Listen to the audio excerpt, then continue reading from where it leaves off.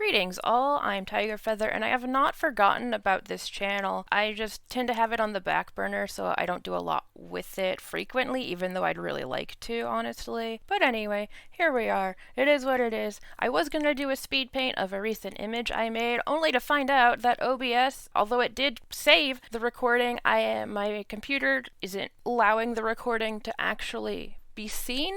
So much for that, I guess. I have a video where there's nothing to see and there was no sound going on because the entire time I was planning to just talk about stuff. And instead, here we are. So we can thank probably my computer about that issue. I'm sure there's some way to fix it. I just don't have the knowledge for that sort of thing. Anyway, we're still going to talk about stuff. It just won't be over me having lackluster arting abilities in terms of digital drawing. So here we go. The drawing is in the center of the screen now. You see two cats, a dark brown, broad-shouldered tabby with a deep V in one of his ears, and a golden tabby with some white and green eyes. And she also has a nick in one of her ears. The idea here was going to be in terms of the giant AU thing that I've really been wanting to do more work on for the community in general, in which they have these union ceremony, so basically cat married. And I like to think that it would have been Tiger Claw and Golden Flower who would have really made it like a thing, a cultural shift, because, well, the books already happen in which at first when the series started, there's not too much going on in terms of mates. Like, a lot of kits, they don't know who their fathers are. There's not really interaction between toms and kits, or sometimes even toms and queens. There were a few from early on, of course. And there was that general consensus to that rule that a queen doesn't have to say who the father of her litter is. Obviously, over the years, that was kind of lost as the cats got more humanized, which I think we can all agree is undeniable in this series. At this point, they're people, they're humans, just in cat bodies. Whereas I think, at least in the original arc, maybe into the second one as well, I'd have to go back and really look to judge now, but they were a bit more feline in nature, a little bit at least. Or maybe that was just me being an imaginative cat-loving kid. Who knows? Regardless, I was going for Tiger Claw and Golden Flower, just as young cats, young warriors sitting together. At first, I had in mind an entire image of a ThunderClan camp, and they were gonna have this whole beautiful day with some clan members. The whole clan probably would have been there, just I wasn't going to draw them all out anyway. And the idea was this would be the union ceremony, it'd be cute. Instead, I just did them, and then I was like, I'm not doing a background, I'm not doing any other cats, my hand hurts, I'm done. And there actually isn't a background, it's no background. I just added the gray square thing just so you all could see it better.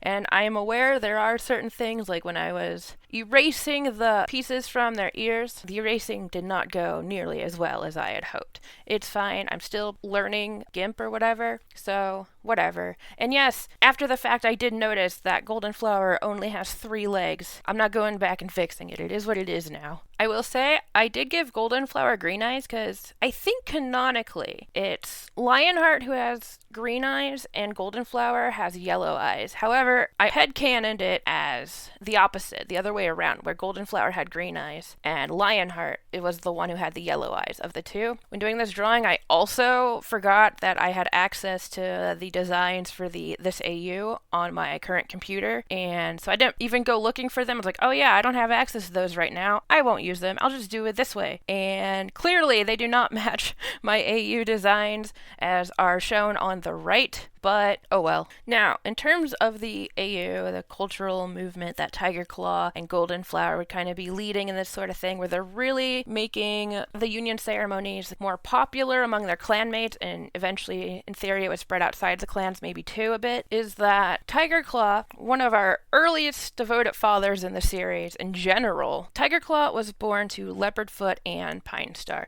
And I haven't really considered in the AU how their relation necessarily would have been, or the significance of it being known that Pine Star was in fact Tiger Claw's father, whatever, but that's just more because I haven't dwelled too much on that time period for this alternate universe. That would still exist to some degree, and because of what happens with Pine Star not being a great mate and it kind of being awkward with Leopardfoot, and then the way, of course, that Pine Star disgraces himself to the clan and leaves and to become a kitty pet and all that. Tiger Claw would be very resentful for that, as he was in the books, again, canonically. But I like to think that in this sort of situation, what we get is then when Tiger Claw and Golden Flower end up together, I always headcanon them as like young lovers where Tiger Paw ends up with a crush on Golden Paw, Golden Flower in their warrior times, you know, when they're adjusting to being mature warriors. That's when they end up really coming together. I don't know. I've always liked them as the young lovers, or you could even maybe say like almost high school sweetheart sort of trope type thing, but warriors version. That's just a personal thing though. I know there's not necessarily things in canon to support that. That's just me. But anyway, the significance would be Tiger Claw saying,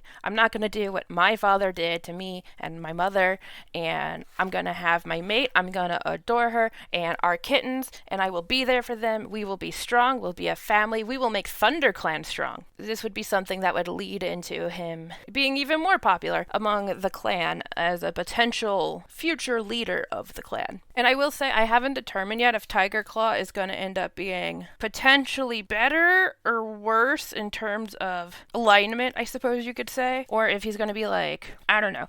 I think there will be more to discuss on that as time goes on. But the point is, we have these two young warriors who are strong, they're beautiful, because let's be honest, they just are, and they're going to have these litters that will support the clan, make the clan stronger and better, and they are what the cats, especially after they would have gone through the leaf bear that we see or we hear about in Into the Wild, in which I imagine they probably already would have had Ravenpaw at that point as their firstborn, which in this alternate universe, I think Ravenpaw makes a lot of sense as their kitten, especially because in Into the Wild, really early on, like when we first see Ravenpaw from Rusty's perspective, Golden Flower is actually the one who comes in. She rushes over to check on him as he collapses on the ground, and Spotted Leaf is tending to him. And so from very early on, I initially, upon my very first reads of the book, I initially thought that Golden Flower must have been Ravenpaw's mother then. And I kind of like the idea that, yeah, that's just going to stay in there like that. Whereas obviously Golden Flower and Tiger Claw would have already been together to have had Ravenpaw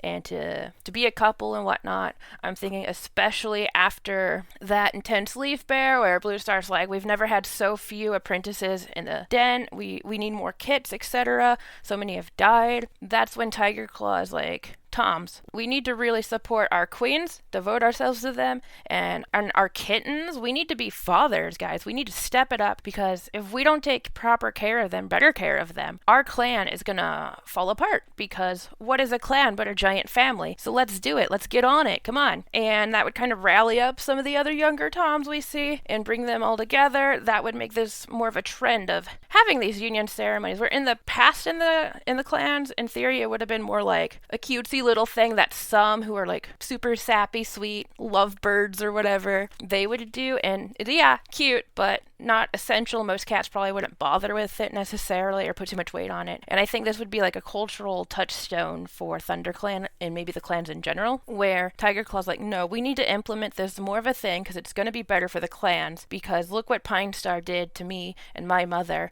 I refuse to do that. As a clan, we can do so much better. We will be better. And yeah, and they eat it up. It's good. And that's where this sort of idea comes from in that regard.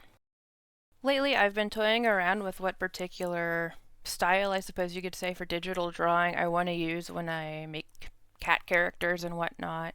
So here's a few you can look at. Only one of them I used photo references for, and that would be Color Point Tabby Tortoiseshell on the bottom, who isn't finished.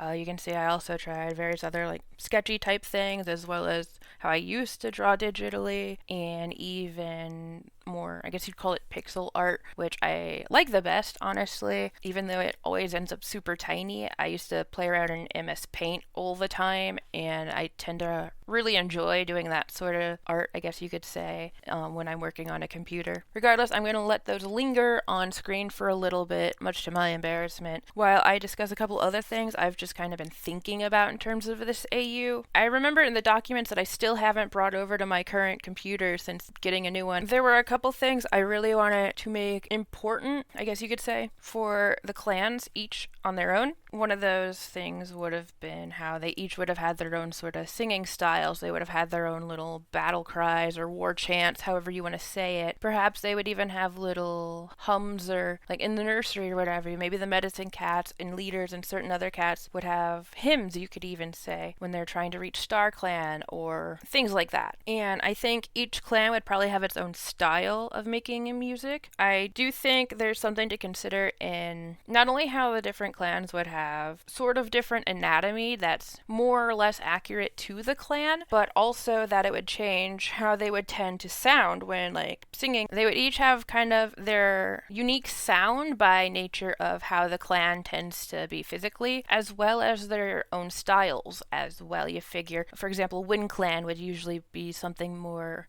whispery or airy, breathy even, but like in a good way. And that's just one example. I don't really remember exactly how I had the others. I think River Clan was supposed to be more loud and like full, very full, almost maybe operatic, because you know, you figure there's all that running water around them. If they're gonna sing, they can't be heard with that water unless they're really belting it. And you know, they're very full in figure, these cats, as well as well fed, usually, traditionally, because they have the river with the fish and whatnot. So you just figure based on that, and the fact that canonically, to some degree, I guess, River Clan's supposed to be known for their beauty and knowing they're beautiful and all that. I just feel like they'd probably be very, maybe obnoxious in some cases, but very open and be like, oh yes, everyone admire me when they sing as well. It's just part of how River Clan is. It's just a part of River Clan culture, you could say. And again, part of this alternate universe that I really want to work with is giving each individual clan its own specific culture, whereas yes, the clans are all clans, which is separate from all the other cats out there in this universe of fictional cats, but they still each have their unique identities. They'd be something of, say, a region where there's a lot of overlap. Say something like in real life, you have Western Europe or something, where sure, all those countries in Western Europe, they have things they share. They can even look similar in certain aspects even, but the more you look into certain places, this is especially true more so in the past, before immigration was more of a thing just in general worldwide, than like now it happens all the time more than ever, whereas in the past, just by the fact you couldn't move around as easily as well as safely, it just didn't happen as much. But anyway, similar to that, where the countries have overlapped, some things they share, like base traditions, values, etc., there's still significant, at least noticeable differences between the different countries, and in this case, the different clans. So all the clans, they have Star Clan, they have the code, they have values, etc., they all share. And then when you zoom in a little bit, they are rather different from each other. There are distinctions that separate clan from clan, whereas in the books where this was supposed to be the case, it ended up not really being the case, and more the opposite ended up being true, where I remember when, again, my earliest reads of the books, I would often be like, well, Tiger Star had a point, though. Sure, he went about it the wrong way, absolutely, but he kind of had a point that they might have just been one clan entirely, and I think that's something to be adjusted here, and that's why I really want to emphasize each clan having its own unique cultures, its own unique general physical appearances and traits, tendencies, what have you. Just little things that make distinctions between the clans that, sure, they're all the clans, they all have the same base that they're rooted to, but there's still distinctions between them that make them separate and necessarily separate. And I think that's something that should be played around with a bit more, and that's part of why I'm doing this. And for today, I think that's going to be all. Thank you guys so much, especially if you watched it all the way through to this point. If you enjoyed this video, if you'd like to be involved with this, I'd like it to be a community-wide project, alternate universe for the Warriors fandom. Feel free to drop a like, maybe subscribe, maybe share it a little bit. It would just be nice. I don't really necessarily want to be noticed myself as much as get to see other people engaging with these ideas and make content of it. We have an amazing fandom, let's be honest. All the creativity, all the projects we can do, especially when we work together, it's beautiful, and I just think this has a lot of potential if more people would become aware of it. Anyway, that's gonna be that. Again, Tiger Feather, and may StarClan light your path.